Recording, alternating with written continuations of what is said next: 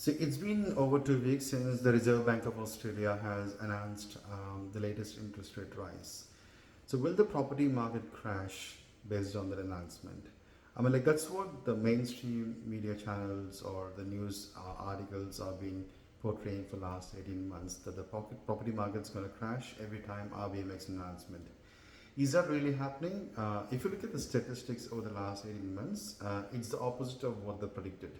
So let's not believe in that kind of propaganda. So let's make a methodical analysis to it. So I think, in my view, there are three important factors to consider. The impact on the mortgage holders with the latest interest rate rise, and the impact on the sellers, because they actually are very important factors which contribute to the property market.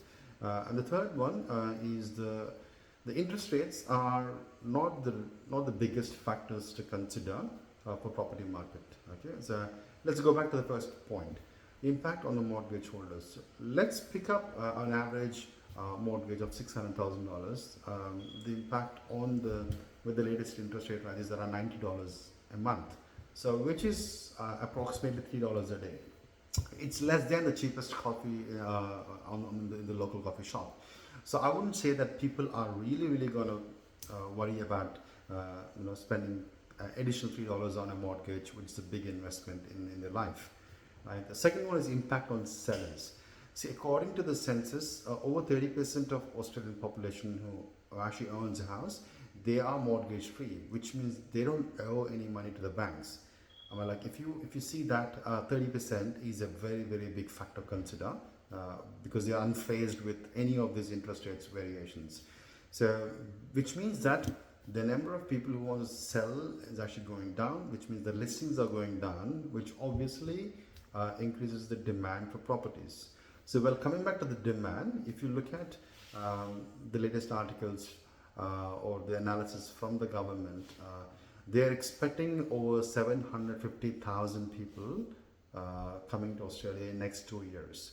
So, according to the RMIT University, what they said was for every 1,000 people coming into the country, they need approximately 500 houses. So we are already struggling with the demand of people, of properties, available properties listed at the moment. So which means that it's a direct indication that the property markets actually is not going to crash, because there's very less supply and the demand is so high.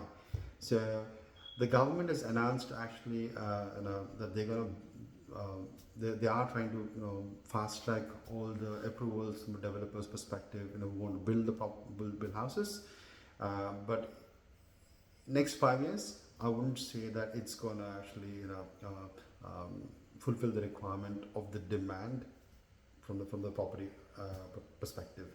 So I would say that so considering these three factors, the property market is going to be as stable as ever. In fact, it's going to be much better in the next coming years. So, like if you want to have any conversations regarding that, just reach out to me, Suresh at Ethical Growth Buyers Agency, so I can help you out to analyze the situation, and then we can work on a strategy. Thank you.